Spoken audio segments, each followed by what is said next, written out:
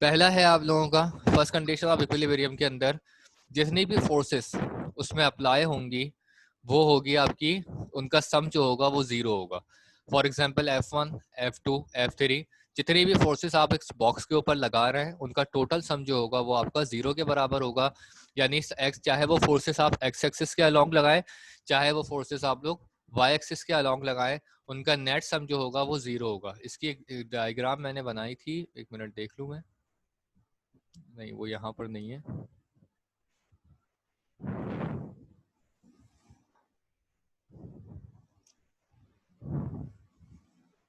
जैसे बेटा इसकी ये एग्जांपल ले लें कि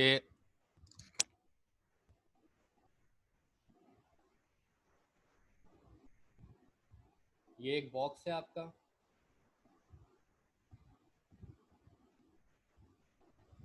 अब इसमें एक फोर्स ये लग रही है इस बॉक्स को फॉरवर्ड डायरेक्शन में बैकवर्ड डायरेक्शन में पुश करने के लिए, और दूसरी फोर्स जो है वो आपकी यहाँ से लग रही है।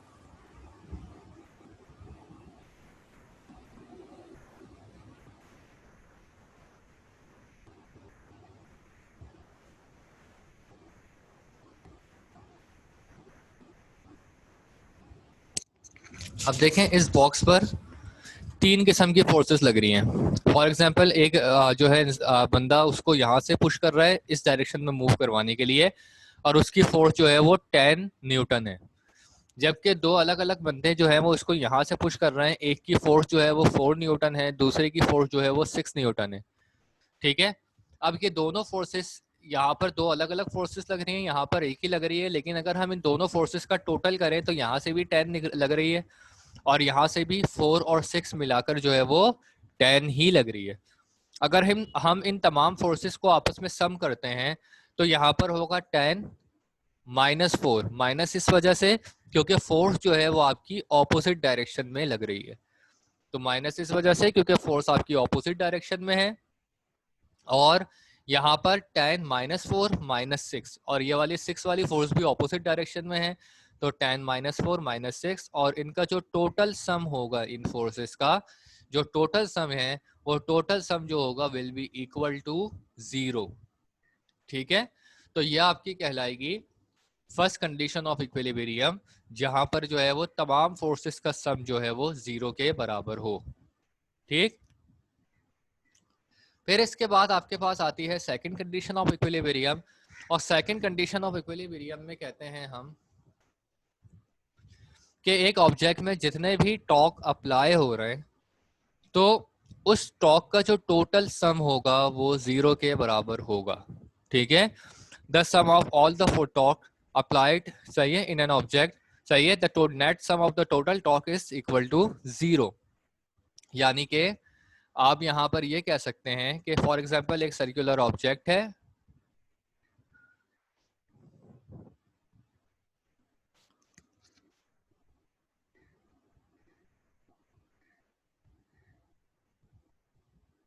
अब इसमें आपके पास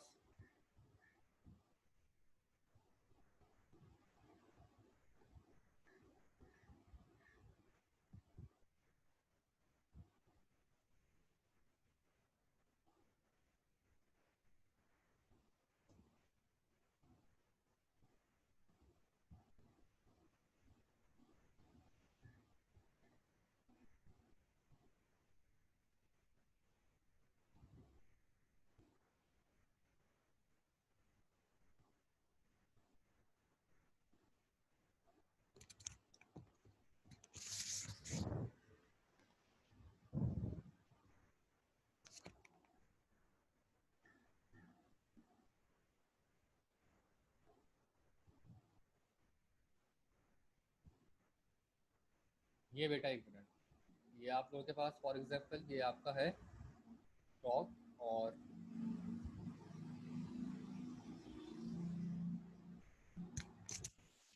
एक ऑब्जेक्ट इसको इस तरफ से फोर्स लगा रहे हैं। ठीक है, ये ड्रॉ ठीक से नहीं हो रहा है, ये एक ऑब्जेक्ट यहाँ पर इस तरफ से फोर्स लग रही है आपकी, जो कि आपकी क्लॉकवाइज मूवमेंट है। देखिए बेटा, टॉर्क कहते हैं टर्निंग इफेक्ट को। ठीक है, टॉर्क जो है वो आपका टर्निंग इफेक्ट कहलाएगा।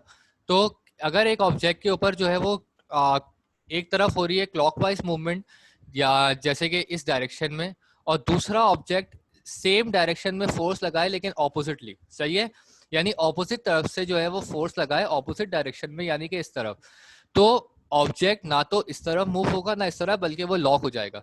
इसकी सिंपल सी एग्जांपल आप इस तरह से ले सकते हैं कि फॉर एग्जांपल आपके दरवाजा है, और दरवाजे का जो है आप दरवाजा खोलने के लिए हैंडल का इस्तेमाल करते हैं, और हैंडल को एंटी क्लॉकवाइज घुमाते हैं तो लॉक खुल जाता है, ठीक है, आप दरवाजे को ओपन कर देते हैं।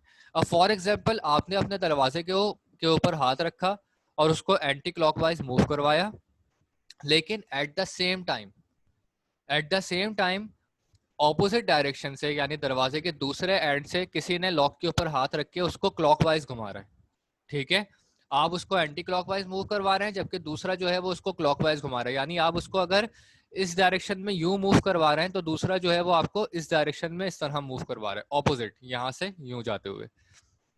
तो अगर दोनों की फोर्सेस इक्वल है तो हैंडल ना नीचे की तरफ घूमेगा ना वो ऊपर की तरफ घूमेगा, बल्कि वो अपनी जगह पर कांस्टेंट हो जाएगा। तो इसको हम कहते हैं सेकंड कंडीशन ऑफ इक्विलिब्रियम, जहां पर टोटल टॉर्क यानी sum of all torque will be equal to zero, and this condition is called second condition of equilibrium. बेटा इसमें कोई प्रॉब्लम है तो बता दें। समीरा? No sir. ठीक है, अब आपके पास आती हैं स्टेट्स ऑफ इक्विलिब्रियम, ठीक है। स्टेट्स ऑफ इक्विलिब्रियम में आपके पास 3 किस्म की स्टेट्स होती हैं, ये कल नहीं पढ़ाया था, ये न्यू टॉपिक है। तो पहली है आपकी फर्स्ट स्टेट ऑफ इक्विलिब्रियम, जिसको हम कहते हैं स्टेबल इक्विलिब्रियम। दूसरी है आपकी सेकंड स्टेट ऑफ इक्विलिब्रियम, जिसको हम कहते हैं अनस्टेबल इक्विलिब्रियम। और तीसरी है आपकी थर्ड स्टेट ऑफ इक्विलिब्रियम, जिसको हम कहते हैं न्यूट्रल इक्विलिब्रियम। तो stable equilibrium, a body is at rest is in stable equilibrium if on being displaced it has tendency to come back to its initial position। देखें, अगर किसी भी object को हम छेड़ते हैं, उसको डिस्टर्ब करते हैं, सही है, उसकी पोजीशन को हम चेंज करते हैं, और हमारे उसके पोजीशन को चेंज करने की वजह से वो थोड़ा सा डिस्टर्ब हो लेकिन अपनी ओरिजिनल पोजीशन पर वापस आ जाए, तो उसको हम कहते हैं स्टेबल इक्विलिब्रियम, सही है, उसको हम कहते हैं स्टेबल इक्विलिब्रियम। फॉर एग्जांपल आप लोगों के पास एक बुक रखी हुई है टेबल के ऊपर, आप इस बुक को थोड़ा सा उठाते हैं और दोबारा छोड़ देते हैं, तो क्या होगा, बुक थोड़ा सा डिस्टर्ब होगी, जब आप उसको उठाएंगे उसकी स्टेट ऑफ रेस्ट में तो नहीं रहेगी, वो थोड़ा सा उसके अंदर मोशन आएगा, ठीक है, लेकिन जब आप उसको वापस छोड़ेंगे तो वो वापस अपनी ओरिजिनल पोजीशन पर वापस आ जाएगी। थोड़ा सा उठाकर अगर आप उसको दोबारा छोड़ दें तो वो अपनी ओरिजिनल पोजीशन पर वापस आ जाएगी। तो ये कहलाता है फर्स्ट स्टेट ऑफ इक्विलिब्रियम, जिसको हम स्टेबल इक्विलिब्रियम कहते हैं, कि ऑब्जेक्ट का अपनी ओरिजिनल पोजीशन पर वापस आ जाना, सही है, और अपनी जगह से चेंज ना होना, ठीक है, अपनी जगह को चेंज ना करना। अब है आप लोगों के पास सेकंड कंडीशन ऑफ इक्विलिब्रियम, या सेकंड स्टेट ऑफ इक्विलिब्रियम, जिसको हम अनस्टेबल इक्विलिब्रियम कहते हैं।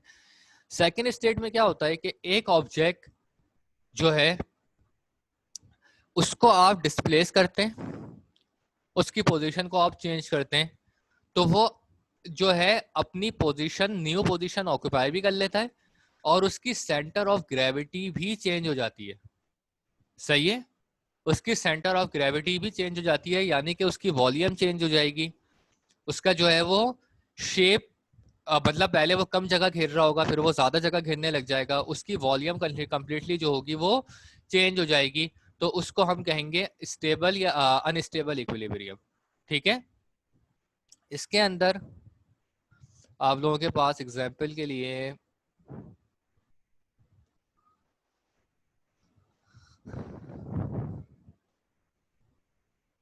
देखें, इसकी एग्जांपल आप इस तरह दे सकते हैं कि फॉर एग्जांपल एक पेंसिल खड़ी हुई है, ठीक है, आपने एक पेंसिल को जो है वो किसी तरीके से खड़ा किया हुआ है, तो वो क्या है, वर्टिकल पोजीशन में है, स्ट्रेट पोजीशन में है, ठीक है। अब आप उसको थोड़ा सा हिलाते हैं तो वो एकदम नीचे गिर जाएगी, ठीक है, तो वो हॉरिजेंटल पोजीशन में आ जाएगी, सही है, स्ट्रेट लाइन की फॉर्म में आ जाएगी, ठीक। तो उसकी सेंटर ऑफ ग्रेविटी भी चेंज हो गई और उसकी पोजीशन भी जो है वो चेंज हो गई। जैसे कि यहाँ पर ये इसकी एग्जांपल आप इस तरह ले लें कि फॉर एग्जांपल ये एक एरो है, पहले जो है ये इस पोजीशन पे था, ठीक है, पहले ये इस तरह से जो है वो एक ऑब्जेक्ट खड़ा हुआ है, ठीक है। आपने जो है वो इसके स्ट्रक्चर को चेंज किया, आपने इसके अंदर थोड़ी सी डिस्टर्बेंस जनरेट करी, डिस्टर्बेंस जनरेट करने की वजह से अब इसका शेप ये नीचे की तरफ गिर गया और इसका शेप जो है वो कुछ इस पोजीशन में हो गया। तो बेटा दोनों में फर्क देखें कि पहले वाले केस के अंदर ऑब्जेक्ट जो है वो कम जगह घेर रहा था, सिर्फ इतना स्पेस जो इसका सेंटर ऑफ ग्रेविटी है, सेंटर ऑफ ग्रेविटी कहते हैं वो जगह जहां पर सेंटर ऑफ ग्रेविटी कहते हैं उस जगह को जहां पर एक ऑब्जेक्ट ने जो है अपना पूरा वेट लाई किया हुआ है, सही है। इस ऑब्जेक्ट का फॉर एग्जांपल अगर ये एक पेंसिल है तो इसका पूरा वेट जो है वो इसके नीचे की तरफ है जहां पर ये खड़ा हुआ है, खड़ी हुई है, सही है, एरो है। और यहाँ पर सेंटर ऑफ ग्रेविटी चेंज हो गया क्योंकि अब इसका पूरा वेट जो है इस पूरी सरफेस के ऊपर है, सही है। ये पूरा जो डिपेंड कर रहा है अपनी इस सरफेस के ऊपर डिपेंड कर रहा है। तो ये सेकंड स्टेट ऑफ इक्विलिब्रियम कहलाती है जिसमें ऑब्जेक्ट अपनी पोजीशन को चेंज कर देता है, सही है। पोजीशन चेंज करने के साथ साथ अपनी सेंटर ऑफ ग्रेविटी को भी चेंज कर देता है, पहले वर्टिकल से वो हॉरिजॉन्टल पोजीशन में आ गया और इसकी जो है वो पोजीशन भी चेंज हो गई और साथ साथ सेंटर ऑफ ग्रेविटी भी चेंज हो गया। तो ये आपका second condition of equilibrium, second state of equilibrium कहलाता है। And third one is neutral equilibrium, third state of equilibrium. इसमें होता यह है कि किसी भी ऑब्जेक्ट का के अंदर जब आप डिस्टर्बेंस जनरेट करते हैं, किसी भी ऑब्जेक्ट को जब आप डिस्टर्ब करते हैं उसकी ओरिजिनल पोजीशन से, तो वो एक न्यू पोजीशन ले लेता है बट उसकी सेंटर ऑफ ग्रेविटी चेंज नहीं होती, सही है। उसकी सेंटर ऑफ ग्रेविटी वही रहती है, बस एक ऑब्जेक्ट वो जितनी वॉल्यूम वो पहले घेर रहा था उतनी ही वॉल्यूम वो बाद में भी घेरता है। यानी वो जितनी जगह, वो जितनी स्पेस वो पहले ले रहा था कवर करने के लिए उतनी ही स्पेस वो बाद में भी लेता है, लेकिन उसकी सिर्फ जो है वो पोजीशन चेंज हो जाती है, उसकी सेंटर ऑफ ग्रेविटी पे फर्क नहीं आता।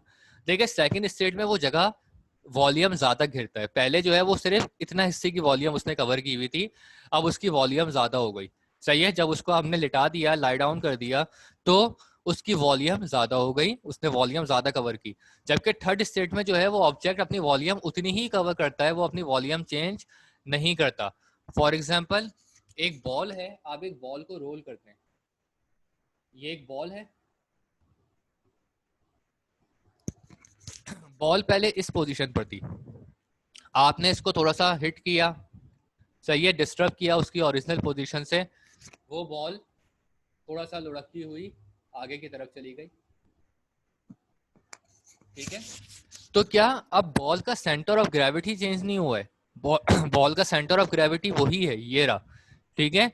यहां पर भी सेंटर ऑफ ग्रेविटी इसका वही है, जितनी स्पेस ये यहां पर घेर रही थी उतनी ही स्पेस ये यहां पर भी कवर करेगी, बट क्या इसकी पोजीशन चेंज हो जाएगी, सेंटर ऑफ ग्रेविटी सेम रहेगा, volume occupied by an ball वो सेम रहेगी, बस सिर्फ पोजीशन क्या होगी वो चेंज हो जाएगी, पहले वो इस पोजीशन पर थी अब वो इस पोजीशन पर आ जाएगी। तो यह आपका थर्ड स्टेट ऑफ इक्विलिब्रियम कहलाएगा, ठीक है। तो शॉर्ट रिव्यू दोबारा से दे रहा हूं कि फर्स्ट स्टेट में स्टेबल इक्विलिब्रियम में क्या ऑब्जेक्ट की ना तो पोजीशन चेंज होती है ना सेंटर ऑफ ग्रेविटी चेंज होती है, ऑब्जेक्ट सिर्फ थोड़ा सा अपनी पोजीशन पर थोड़ा सा डिस्टर्ब होकर वापस अपनी पोजीशन पर आ जाता है। तो ये आपका फर्स्ट स्टेट ऑफ इक्विलिब्रियम होगा। सेकेंड स्टेट में क्या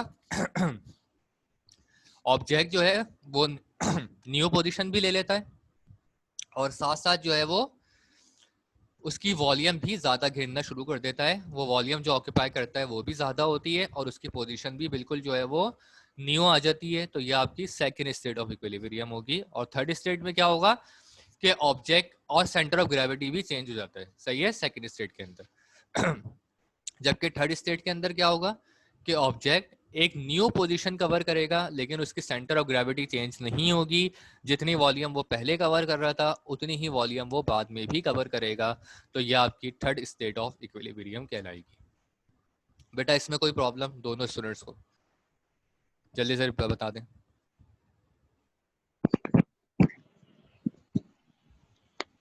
सर सेकंड जो स्टेट है जी जी अनस्टेबल इक्विलिब्रियम, जी जी। सर उसको थोड़ा सा एक बार समझा दें। देखिए बेटा, सेकंड स्टेट के अंदर क्या होगा कि ऑब्जेक्ट एक तो अपनी वॉल्यूम जो वो कवर कर रहा है, वो वॉल्यूम वो ज्यादा कवर करना शुरू कर देगा। जैसे अगर हम आप इस एरो को पेंसिल जो है वो कंसीडर करें, ठीक है, तो अगर इस पेंसिल को आपने स्ट्रेट खड़ा किया हुआ है, अब अगर आप उसको थोड़ा सा हिट करते हैं तो ऑब्वियसली वो पेंसिल क्या होगी, गिर जाएगी। गिरने की वजह से क्या, उसने न्यू पोजीशन ले ली, और न्यू पोजीशन लेने के साथ साथ उसका स्ट्रक्चर भी क्या हो गया, सॉरी उसकी वॉल्यूम भी क्या हो गई, वो ज्यादा कवर करना शुरू हो गई। ठीक है, पहले ये इतनी सी वॉल्यूम कवर कर रही थी, क्योंकि अगर पेंसिल खड़ी हुई है तो वो तो सिर्फ इतनी वॉल्यूम कवर करेगी, टेबल के ऊपर अगर खड़ी हुई है तो सिर्फ इतनी सी वॉल्यूम कवर की जो उसकी टिप के ऊपर है। ठीक है, जबकि अब अगर पेंसिल गिर गई है, हॉरिजॉन्टल जो है वो लाई डाउन हो गई है, तो अब इसकी वॉल्यूम भी ज्यादा कवर होगी और इसका सेंटर ऑफ ग्रेविटी भी चेंज हो जाएगा। पहले जो है वो पेंसिल का सारा वेट किस पर आ रहा था, उसकी टिप पर, जबकि अब पेंसिल का पूरा वेट जो है वो उसके इस वाले सरफेस पर आ जाएगा, तो उसका सेंटर ऑफ ग्रेविटी भी चेंज हो गया, उसकी वॉल्यूम भी चेंज हो गई और उसकी पोजीशन भी चेंज हो गई। तो ये अनस्टेबल इक्विलिब्रियम कहलाएगा। आ गया समझ में बेटा? Yes sir. गुड। तो बेटा यहाँ पर आपका चैप्टर नंबर 6 छोटा सा चैप्टर था, ये आप चैप्टर खत्म हो गया। ठीक है, अब आप लोगों के पास चैप्टर नंबर 7 स्टार्ट होगा। इसके सिर्फ 2 न्यूमेरिकल एग्जाम में आते हैं। ठीक है, सिर्फ बुक के 2 न्यूमेरिकल्स हैं, 6.1 एंड 6.2, वो एग्जाम में आते हैं। वो न्यूमेरिकल जब मैं चैप्टर 7 के न्यूमेरिकल करवा रहा हूँ तो उसी के साथ उन 2 को भी ऐड कर लूंगा। ठीक है, बहुत आसान से न्यूमेरिकल है, अगर आप लोग चाहें तो वो खुद भी सॉल्व कर सकते हैं। उसमें सिंपल एक ही फार्मूला इस्तेमाल हो रहा है, और ये वाला फार्मूला जो मैंने टॉक का पढ़ाया था कि torque is equal to F multiply by D. तो सिंपल, ये डी आपका मोमेंट आर्म होता है, ये आपकी फोर्स होती है, ये आपका टॉर्क होता है। उस न्यूमेरिकल में कोई जो है उन्होंने मुश्किल चीज नहीं पूछी है, अगर आप लोग खुद भी ट्राई करना चाहें तो कर लिए, कि आपको सिर्फ फोर्स दी हुई होगी, मोमेंट आर्म दिया हुआ होगा, सही है, आपको टॉर्क फाइंड करना है। और एक दूसरे न्यूमेरिकल में जो है वो शायद आपको टॉर्क दिया हुआ है और मोमेंट आर्म दिया हुआ है, आपको फोर्स फाइंड आउट करनी है या मोमेंट आर्म फाइंड करना है, कोई फर्क नहीं पड़ता। अगर आपको टॉर्क गिवन हो और आपको मोमेंट आर्म फाइंड करना हो तो सिंपल क्या करें, फोर्स को ऑपोजिट साइड ले जाकर डिवाइड करवा दें, तो टॉर्क डिवाइडेड बाय फोर्स हो जाएगी, तो आपका मोमेंट आर्म आ जाएगा। ठीक है, फिर भी मुश्किल हो तो मैं आपको जो है वो चैप्टर नंबर 7 के जब न्यूमेरिकल करवा रहा हूँ तो उसमें उसको ऐड कर दूंगा। अब है आप लोगों के पास next chapter 7, circular motion and gravitation, lecture 7 आपका। अब है आप लोगों के पास सेंट्रीपिटल एक्सेलरेशन।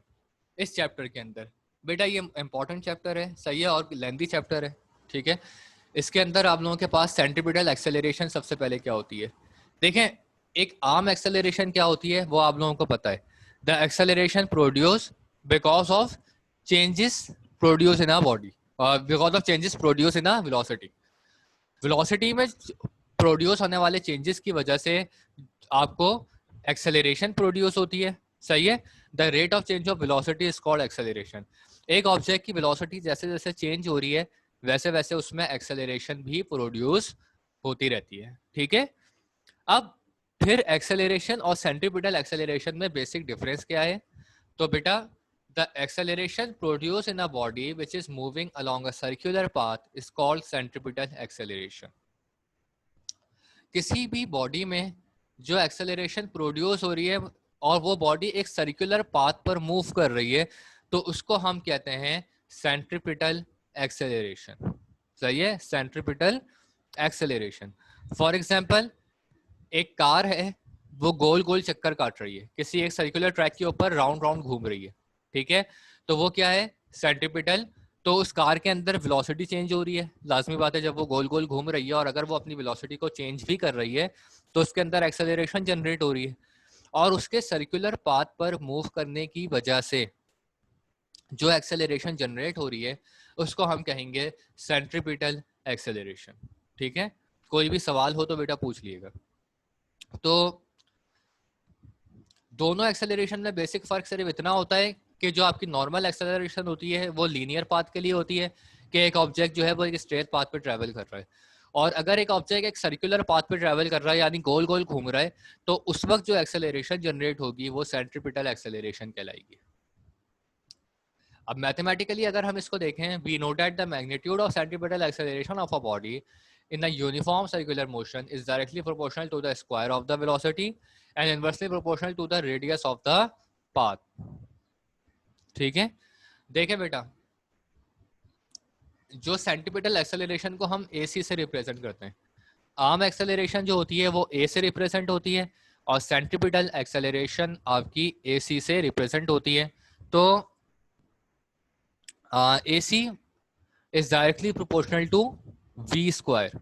ठीक है, यानी कि आप लोगों के पास ये जितना वेलोसिटी का स्क्वायर होगा सेंट्रीपिटल एक्सेलरेशन उसी हिसाब से इंक्रीज होगी। सही है, इस सिंपल वर्ड में ये कह लेंगे जितना आप वेलोसिटी इंक्रीज करेंगे उतनी ही उसकी एक्सेलरेशन भी इंक्रीज होगी, जैसा कि नॉर्मल बात है। ठीक है, आर्म एक्सेलरेशन में भी यही होता है कि जितना आप वेलोसिटी में चेंजेस ला रहे हो, जितना आप वेलोसिटी को चेंज कर रहे हो, उतना ही जो है वो उसकी एक्सेलरेशन में चेंजेस आती हैं, और वही बात सेंट्रीपिटल एक्सेलरेशन में भी है। दूसरा पॉइंट क्या है, inversely proportional to the distance या radius of the circular path. देखिए बेटा, एक सर्कल का रेडियस जितना ज्यादा होगा एक्सेलरेशन उतनी कम प्रोड्यूस होगी। यानी रेडियस ज्यादा होने का मतलब क्या है कि सर्कल जितना बड़ा होगा एक्सेलरेशन उतनी ही जो है वो कम प्रोड्यूस होगी, और सर्कल जितना छोटा होगा एक्सेलरेशन उतनी ही ज्यादा प्रोड्यूस होगी। तो इनवर्सली प्रोपोर्शनल का मतलब भी बेसिकली क्या होता है कि अगर एक की वैल्यू बढ़ रही है तो दूसरे की वैल्यू भी बढ़ेगी, और अगर एक की वैल्यू बढ़ रही है तो दूसरे की वैल्यू कम होगी, और अगर पहले वाली की वैल्यू कम हो रही है तो दूसरे वाली की वैल्यू ज्यादा होगी इनवर्सली प्रोपोर्शनल के अंदर। तो अगर रेडियस आपका छोटा है यानी कि सर्कुलर पाथ आपका छोटा है तो एक्सेलरेशन ज्यादा प्रोड्यूस होगी, और अगर आपका रेडियस जो है वो बड़ा है यानी कि सर्कुलर पाथ बड़ा है तो एक्सेलरेशन आपकी कम प्रोड्यूस होगी। तो ये आपके पास दो इक्वेशन आ गई।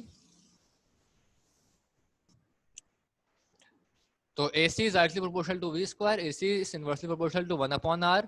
अगर हम दोनों इक्वेशंस को कंबाइन करते हैं तो ये आपका हो जाएगा AC इज प्रोपोर्शनल टू दोनों के न्यूमरेटर, यहाँ पर इसका V स्क्वायर यानी न्यूमरेटर 1 से मल्टीप्लाई होगा, ये हो जाएगा V square divided by R। ठीक है, V square divided by R, और जब प्रोपोर्शनैलिटी का साइन हटेगा तो उसकी जगह इज इक्वल टू आ जाएगा। ठीक है, और सेंट्रीपिटल एक्सेलरेशन बराबर हो जाएगी V स्क्वायर अपॉन R। कोई सवाल बेटा इसमें? समीरा और ये मैम समझ आ गया ये? Yes sir. अब नेक्स्ट पर आ जाएं, सेंट्रीपिटल फोर्स। ठीक है, सेंट्रीपिटल फोर्स कहलाती है the force that causes an object to move along a curve और a curve path and it is directed towards the centre of the circle is called centripetal force. देखिए बेटा, कोई भी ऐसी फोर्स जो किसी भी ऑब्जेक्ट को एक सर्कुलर पाथ पे मूव करवाए और उसकी direction centre of the circle हो तो वो आपकी सेंट्रीपिटल फोर्स कहलाती है। ठीक है, देखिए बेटा, इसकी एग्जांपल ये है कि अगर आप थ्रेड में एक स्टोन बांध दें, सही है, और उस थ्रेड को या उस रस्सी को अपनी फिंगर से लपेटें और उसको गोल गोल आप लोग मूव करवाएं, रोटेट करवाएं, सही है। जब आप उसको गोल गोल रोटेट करवा रहे होंगे तो वो एक सर्कुलर पाथ में राउंड राउंड मूव करता रहेगा, सही है, एक सर्कुलर ट्रैक के ऊपर वो कंटिन्यूअसली राउंड राउंड मूव करेगा। लेकिन जब आप उसको जो है वो रोकेंगे, जब आप उसको रोकेंगे तो वो वापस एक ऑब्जेक्ट अगर एक सर्कुलर पाथ पे राउंड राउंड मूव कर रहा है और जब आप उसको रोकेंगे तो वो वापस अपने सेंटर पे ही आके रुकेगा। वो यहां नहीं रुकेगा, वो इस पॉइंट पे नहीं रुकेगा, वो इस पॉइंट पे नहीं रुकेगा, वो आपके कहीं ऊपर नहीं रुकेगा, बल्कि जब भी आप किसी ऑब्जेक्ट को सर्कुलरली मूव करवाते हैं तो वो अल्टीमेटली जब वो रुकता है तो वापस अपने मिड पॉइंट यानी सेंटर की तरफ ही रुकता है। और ये चीज जो कहलाती है वो कहलाती है सेंट्रीपिटल फोर्स, क्योंकि ये सेंट्रीपिटल फोर्स होती है जो किसी भी ऑब्जेक्ट को उसके सर्कुलर पाथ में रोकती है, उसके सेंटर ऑफ द सर्कल में लाकर रोकती है। ये सेंट्रीपिटल फोर्स होती है बेसिकली, जो किसी भी ऑब्जेक्ट को उसके सेंटर में लाकर रोकती है, और ऐसी फोर्स को हम सेंट्रीपिटल फोर्स कहते हैं जो किसी भी ऑब्जेक्ट को उसके सेंटर में लाकर रोक दे। इसका फॉर्मूला जो है हम Newton second law of motion से निकाल सकते हैं, जो आपने चैप्टर नंबर 4 में पढ़ा था, from Newton second law of motion, कि F बराबर होता है किसके, एम ए के। F is equal to m a. और यहां पर क्योंकि बात हो रही है सेंट्रीपिटल फोर्स की, तो F किससे रिप्लेस हो जाएगा, FC से, इज इक्वल टू एम, और एक्सेलरेशन किससे रिप्लेस हो जाएगी, AC से। अब हमें पता है कि जो सेंट्रीपिटल एक्सेलरेशन है उसका फॉर्मूला अभी पीछे ही पढ़ा था हमने, वो क्या होता है, v² अपॉन r। तो यहां पर आप AC की जगह पर क्या रख देंगे, v² अपॉन r। तो आपका जो टोटल सेंट्रीपिटल फोर्स हो जाएगी वो क्या हो जाएगी, FC is equal to m v² upon r। तो ये आपकी टोटल सेंट्रीपिटल फोर्स हो गई, where FC is equal to centripetal force, m is equal to mass of the object, v velocity of the object, radius r radius of the curve path। तो ये आपका total जो आपका formula होगा FC का, वो क्या जनरेट होगा, mv² अपॉन r। कोई क्वेश्चन हो तो बेटा पूछ लीजिएगा। अब आप लोगों के पास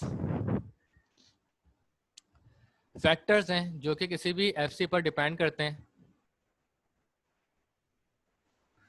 तो factors on which centripetal force depend. बेटा हाशिम, क्लास स्टार्ट हुए हुए आधा घंटे से भी ऊपर हो गया है।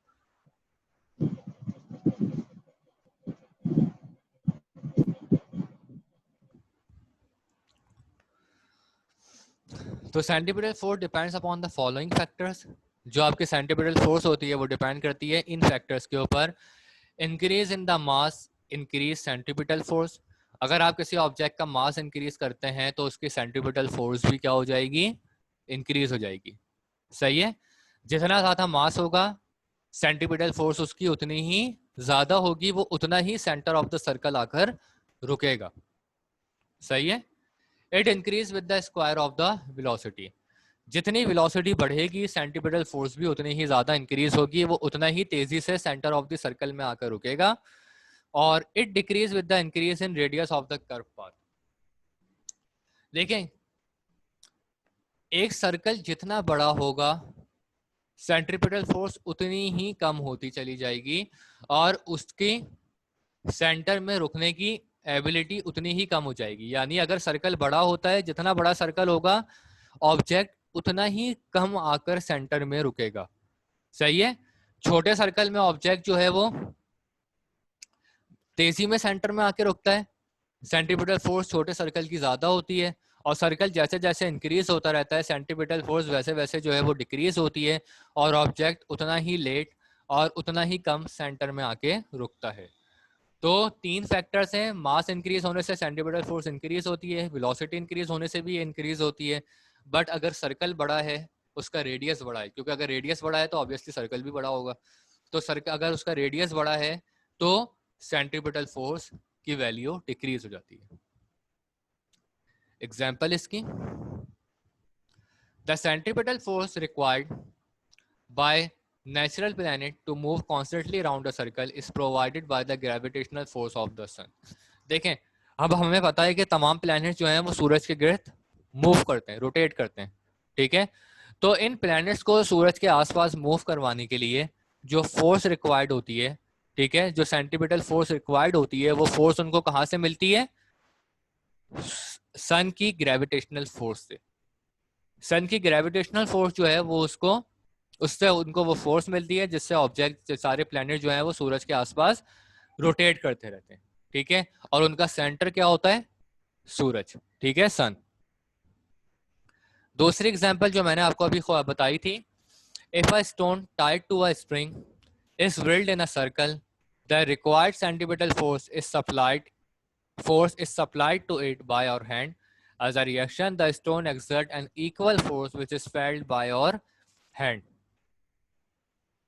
देखें, वही चीज कि अगर आप किसी स्टोन को एक स्टोन को एक स्ट्रिंग से, रस्सी से बांधकर घुमाते हैं, अपनी फिंगर के साथ टाई करके, तो देखें स्टोन जब सेंटर में आके रुकता है तो हमारी फिंगर पर जोर पड़ता है, वजन पड़ता है।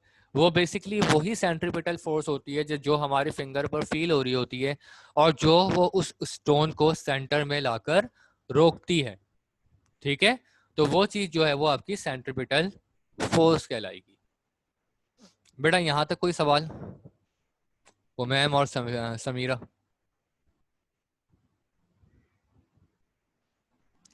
No sir.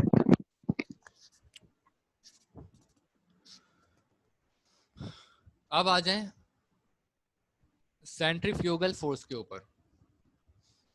अब जो सेंट्रीपिटल फोर्स होती है, देखें जब भी कोई ऑब्जेक्ट एक सर्कुलर पाथ में मूव करता है तो उसमें एक तो लगती है सेंट्रीपिटल फोर्स जो आप लोगों को समझ आ गई।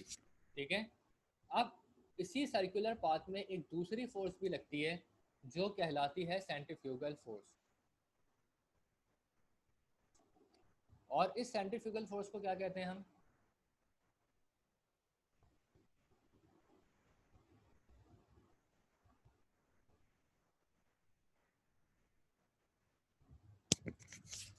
देखिए बेटा, a force supposed to act radially outward on a body moving in a curve is known as centrifugal force। देखिए बेटा, सेंट्रीपिटल फोर्स क्या होती है? जो आपको अभी बताया था कि किसी भी सर्कल के सेंटर में लाकर किसी ऑब्जेक्ट को जो फोर्स रोकती है वो आपकी सेंट्रीपिटल फोर्स है। But at the same time एक दूसरी फोर्स भी लग रही होती है जो उस ऑब्जेक्ट को सर्कल से बाहर खींचने की कोशिश कर रही होती है और वो कहलाती है सेंट्रीफ्यूगल फोर्स। ठीक है, वो कहलाती है सेंट्रीफ्यूगल फोर्स। ठीक है, देखें अगर आप एक स्टोन को एक रस्सी से बांधकर अपने उंगलियों की मदद से घुमाते हैं और फौरन ही अगर आप, जब वो घूम रहा होगा स्पीड में, आप उस रस्सी को तोड़ देते हैं या वो रस्सी किसी तरीके से टूट जाती है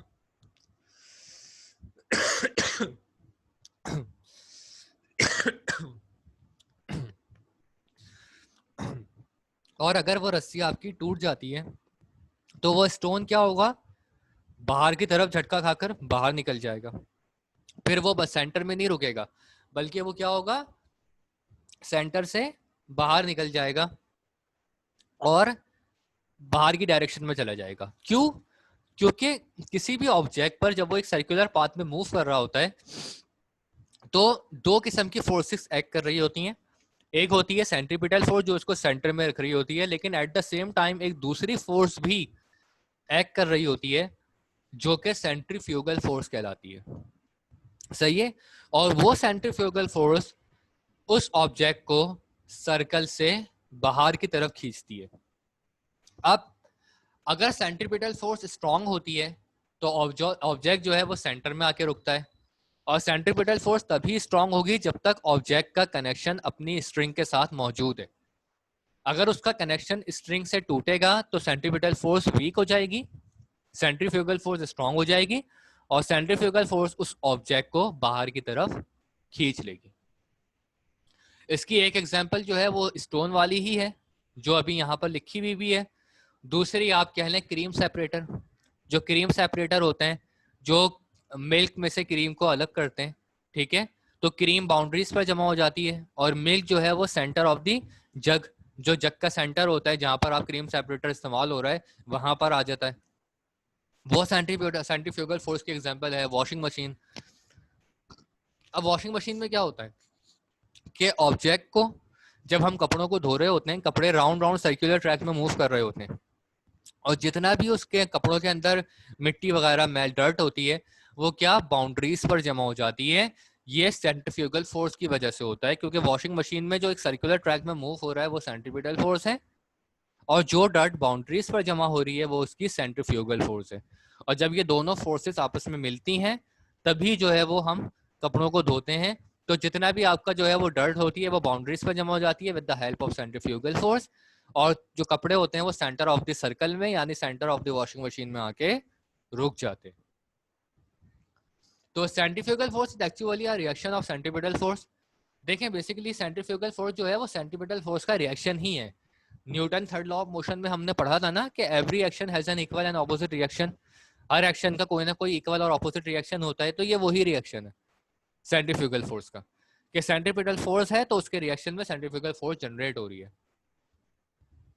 It is well known that is Fc is directed toward the center of the circle, so the centrifugal force, which is the force of reaction, is directed away from the center of the circle or the curve path. तो वही बात है कि explanation में वही बात बताई है कि सेंट्रीपिटल फोर्स क्योंकि डायरेक्टेड ऑफ द सेंटर होती है, सेंट्रीपिटल फोर्स बिल्कुल सेंटर में डायरेक्ट कर रही होती है, तो centrifugal force directed away from the centre हो जाएगी, सेंटर से बाहर उसकी डायरेक्शन हो जाएगी.